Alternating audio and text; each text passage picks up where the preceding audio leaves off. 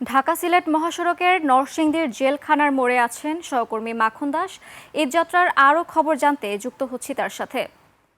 মাখন, মহাসড়কে গাড়ির চাপ কেমন দেখছেন? সড়কের সবশেষ তথ্য বিস্তারিত জানাবেন আমাদেরকে।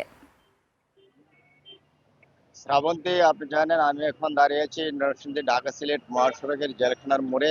আর এখানে কিন্তু 2 দিন যাবতই কিন্তু ঢাকা থেকে গভর্নমেন্টের মানুষরা কিন্তু তারা কিন্তু তাদের নারীর টানে কিন্তু তারা ছুটে যাচ্ছেন বিভিন্ন এলাকাতে। আর আপনি জানেন যে আমাদের ঢাকা সিলেট মহাসড়কের নরসিংদীতে পড়েছে প্রায় 52 কিলোমিটার রাস্তা পড়েছে। এর মধ্যে Madhabdi colour expert, George sap এবং মাইল্ড অন হ্যান্ডস টেকনোলজি সমৃদ্ধ অরিক্স ক্রিস্টাল ওয়াশ আপনার লন্ড্রি এক্সপার্ট।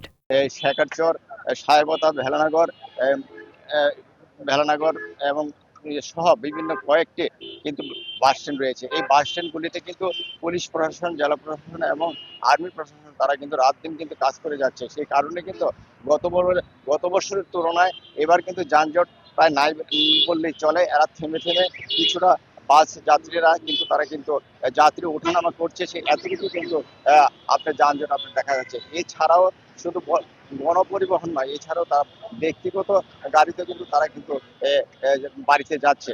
তো আমরা যদি দেখি যে এই ঢাকা সিলেট মহাসড়কে আমরা অন্যান্য বছরের তুলনায় এবার কিন্তু যানজট কিন্তু নাই বললেই চলে। আর প্রশাসন কিন্তু শত শত কাজ করে। তবে এই ছিল শ্রাবন্তী, নরসিংদী ঢাকা সিলেট মহাসড়কের সর্বশেষ পরিস্থিতি।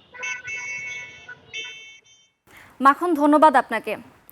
মহাসড়কের যানজটের খবর জানাচ্ছিলেন আমাদের প্রতিনিধি। চলে যাচ্ছে অন্যান্য সংবাদে।